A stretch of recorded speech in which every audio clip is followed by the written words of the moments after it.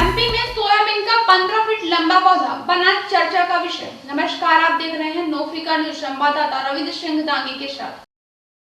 बैतूल बाजार में एक पौधा इन दिनों कृषि वैज्ञानिकों के लिए रिसर्च का विषय बना हुआ है। सोयाबीन का यह पौधा एक दो नहीं बल्कि पूरा 15 फीट ऊंचाई का है। इसे देखने दूर दूर से लोग पहुंच रहे हैं। खास बात यह है कि आमतौर पर सोयाबीन का पौधा महज 3 फुट का होता है। बैतूल बाजार मुख्य मार्ग पर प्रसिद्ध बालाजीपुरम मंदिर के पास आशीष वर्मा की चाय की दुकान है। आशीष की कस्बे के पास ही खेती भी है। अपने खेत में खरीफ की फसल लगाने के लिए उन्होंने पिछले साल प्रिया गोल्ड वैरायटी के सोयाबीन के कुछ बीज लिए थे। इस बीज को जांचने और उसके अंकुरण के लिहाज से उन्होंने दुकान के सामने ही सोयाबीन के कुछ बीज उगाने के लिए रोप दिए थे।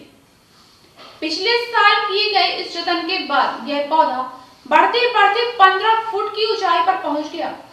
जब इसमें सोयाबीन की फलियों के फलन का समय आया तो उसमें करीब 400 ग्राम सोयाबीन निकला। इसी बीज को आशीष ने इस साल भी अप्रैल में उसी जगह रोपा तो यह पौधा फिर ऊंचाई पर पहुंच गया। फिलहाल यह 12 फुट ऊंचाई का है। आशीष के मुताबिक इस खेत में उगाने पर यह सोयाबीन की सामान्य ऊंचाई का पौधा बनता है, लेकिन यहाँ हर बार 15 फुट पर पहुँच रहा है। बरसों से खेती करते हुए सोयाबीन की फसल उपजा रहे प्रतिष्ठित किसान अनिल वर्मा बताते हैं कि पिछले 25 साल की उनके किसानी जीवन में उन्होंने कई वैरायटी के सोयाबीन की फसल लगाई है, लेकिन ऐसा सोयाबीन कभी नहीं देखा। आमतौर पर सोयाबीन के पौधे की ऊंचाई 2.5 से 3 फुट की होती है, जिसमें फलियां लगकर फसल आ जाती है। अगर पौधे की बाढ़ और ज्यादा हो जाए तो इसमें अफलन जैसी स्थिति बन जाती है, लेकिन इस पौधे के साथ ऐसा न होना किसी अजूबे से भी कम नहीं। उन्होंने इस पर रिसर्च किए जाने की जरूरत बताई है। जहां यह पौधा लगा है उसके महज आधा किलोमीटर दूर जिले का एकमात्र कृषि विज्ञान केंद्र है।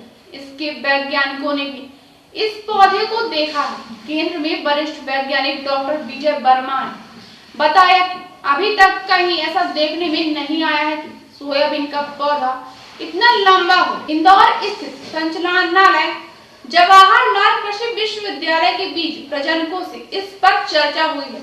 वे इसका बीज एकत्रित कर इस पर विस्तृत रिसर्च की सलाह दे चुके हैं। वे बताते हैं कि 6000 जर्म फ्लाश सोयाबीन की वैरायटी उनके पास केंद्र में एकत्रित है। उसमें ऐसी कोई प्रजाति नहीं है। प्रिया गोल्ड का भी ऐसा गुण नहीं है।